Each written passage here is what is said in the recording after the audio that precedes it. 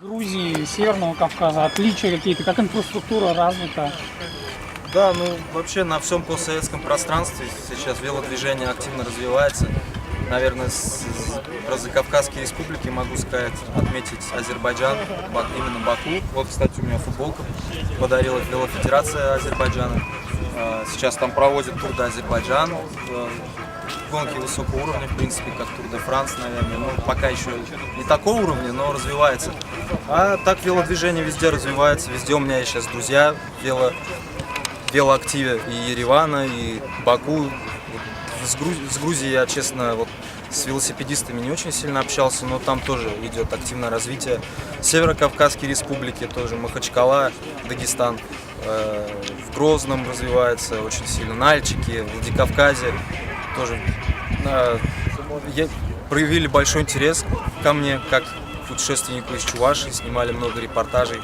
И, то есть поработал на развитие их велодвижения, соответственно. То есть везде развивается активно, в каждом городе, и это, конечно, очень радует. Дальше с каждым годом будет все больше и больше. У нас вот администрация города тоже озаботилась, сделали велодорожку, пока тебя не было. Ну, уже заканчивают в городе. Вот. Не планируешь протестировать в ближайшее время?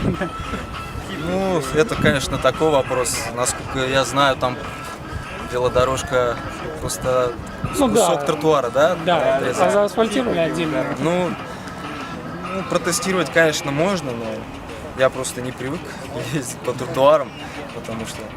Ну, протестируем, ничего пока не могу сказать, я ее не видел. А вот интересовались у нас читатели, как вот движение по трассам большим вот этим вот междугородними, между странами, как там вообще? Не, конечно, опасно ездить по трассам. Не везде такие хорошие дороги, как в Чувашии сейчас. Я похвалю чувашские дороги.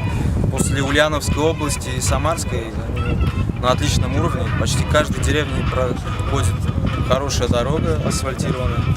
А вот междугородние бывают очень плохие, очень узкие и очень нагруженные.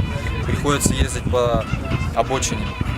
А так, конечно, опасно, нужно привыкать к этому, даже если кто-то хочет поехать, новичок, там, неопытный, ему все-таки следует подготовиться хорошо и не отправляться в такие дальние дороги, потому что они могут начитаться моего блога или чего-нибудь другого, отправиться, не зная обстановки. То есть нужно все равно подготовиться, не советую отправляться сразу по трассе на дальние расстояния. Все, спасибо, с возвращением. Спасибо большое.